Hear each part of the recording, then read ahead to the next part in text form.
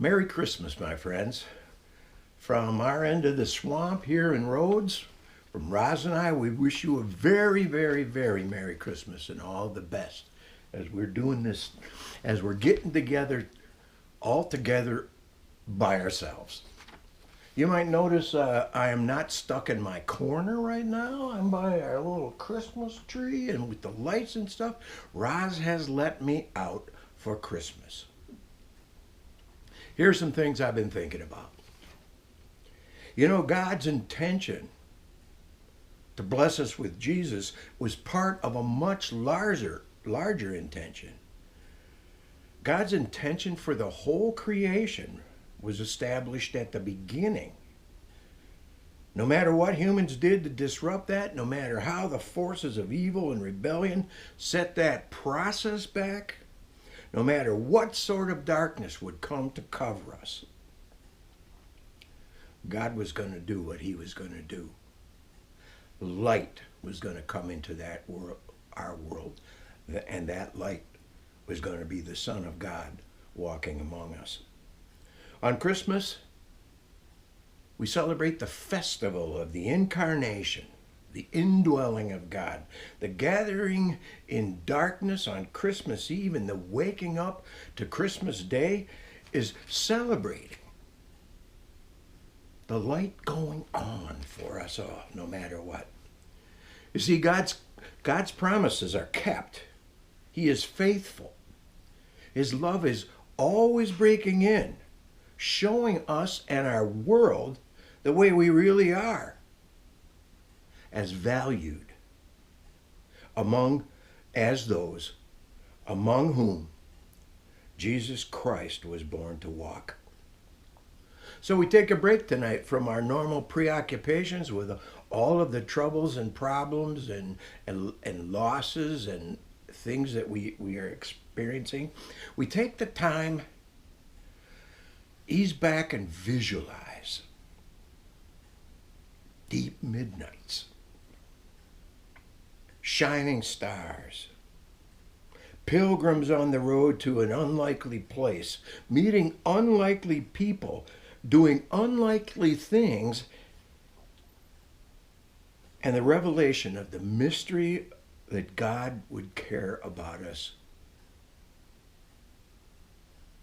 From that single normal moment in normal time, that instant of Christ's birth so long ago, those most unlikely people, God's intention for us all was the beginning came to pass. Did that make sense? Roz is watching this.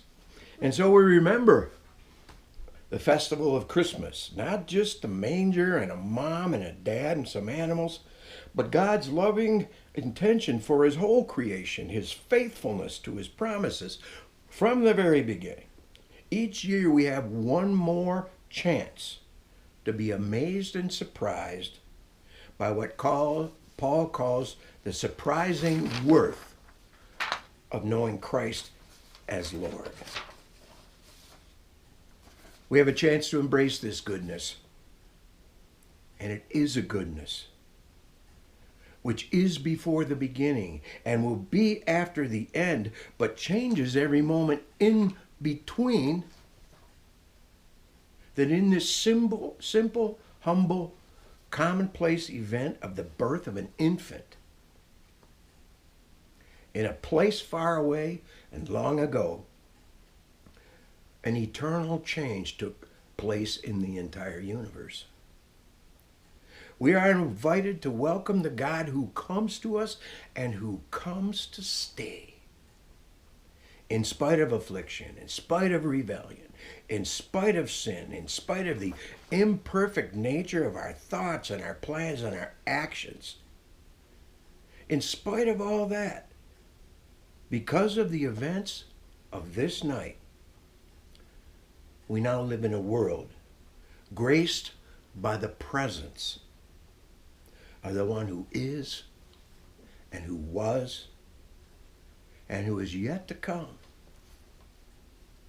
So let the magic of this night inspire and hearten you Share gifts and goodness in all of the ways that are still open to us. Remember the love and support of our neighbors and our friends and our family. Wake up tomorrow to a time of rejoicing that amidst all of the things that aren't working in this world right now, one thing happened that was perfect, beginning to end. One thing happened that was perfect. As He has promised, God has joined us in Jesus Christ. And nothing will be the same. Once again, thanks for tuning in. Hopefully you've seen the virtual Christmas pageant that Janet Blake has put together.